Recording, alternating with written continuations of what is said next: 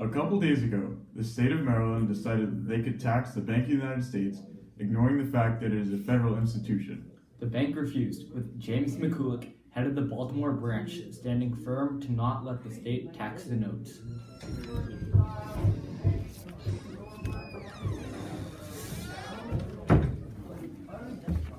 Give me money now. What? How can this be?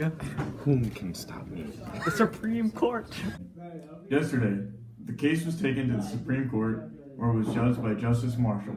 It was truly a court case that will define American history forever. Here are some of the main points of the case from Maryland's point of view. We have the power to tax the bank in our state. The 10th Amendment says that the power is not delegated to the United States by the Constitution, nor prohibited to it by the states, or reserved to the states respectively, or to the people. Thus, Maryland has the right to tax the bank.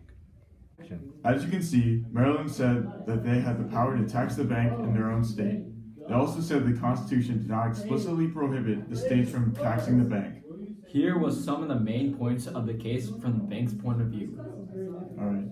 This is false. The necessary and proper clause put in the Constitution says that the federal government has the power to make all laws which shall be necessary and proper for carrying into execution the foregoing powers, and all other powers vested by this Constitution in the government of the United States. This means that the 10th Amendment doesn't apply. The state does not have the right to tax.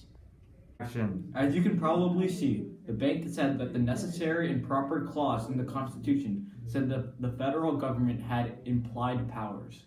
Here is the ruling.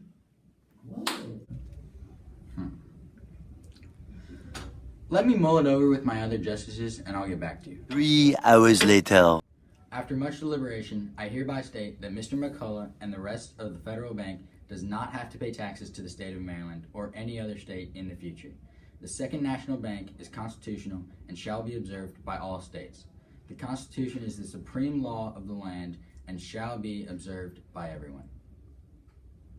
Justice Marshall ruled that Maryland could not tax the bank, and he used the first bank of the U.S. as an example.